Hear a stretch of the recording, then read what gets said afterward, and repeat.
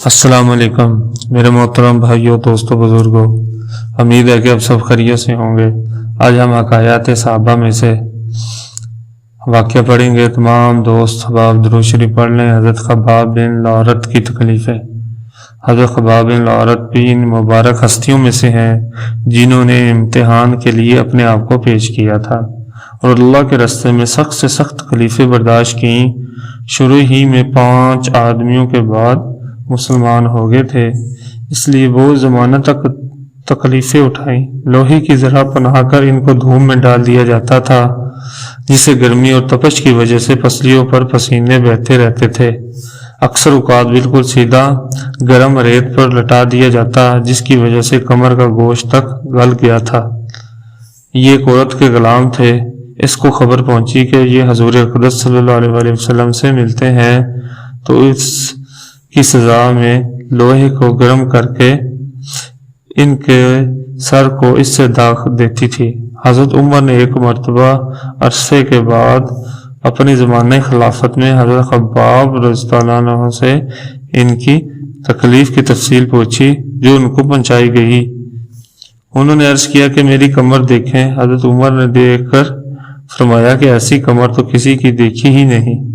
انہوں نے عرض کیا کہ مجھے آگ کے انگاروں پر ڈال کر گھسیٹا گیا، میری کمر کی چربی اور خون سے وہ آگ بجھی۔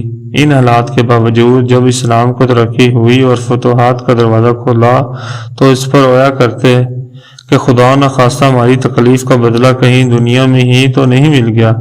حضرت خباب کہتے ہیں کہ ایک مرتبہ حضور اقدس صلی اللہ علیہ وسلم نے خلاف عادتاً بہت لمبی نماز پڑھی۔ صحابہ نے اس کے متعلق عرض کیا تو حضور نے ارشاد فرمایا کہ یہ رغبت و ڈر کی نماز تھی۔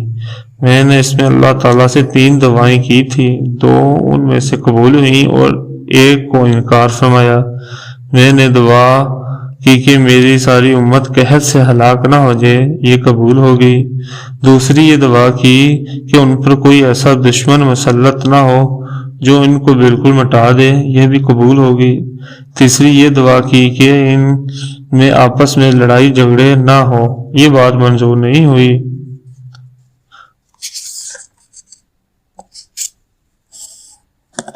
ان کے انتقال کے بعد حضرت علی کرم اللہ وجہہ کا گزر ان کی قبر پر ہوا تو ارشاد فرمایا، اللہ خباب پر رحم فرمائے، اپنی رغبت سے مسلمان ہوا اور خوشی سے ہجرت کی، جہاد میں زندگی گزاری اور مصیبتیں برداشت کی۔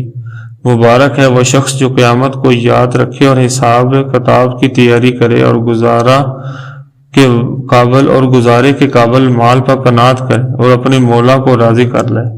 حقیقت میں مولا کو راضی کر لینا انہی لوگوں کا حصہ تھا کہ ان کی زندگی کا کام مولا ہی کی رضا کے واسطے تھا۔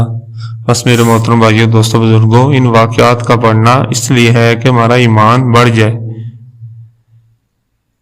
دعا ہے کہ اللہ تعالیٰ میں صحابہ جیسی دین کی محنت کرنے کی توفیق عطا فرمائیں۔ جن بھائیوں نے میرے چینل کو سبسکرائب نہیں کیا وہ سبسکرائب کر لیں، لائک کریں۔ السلام علیکم۔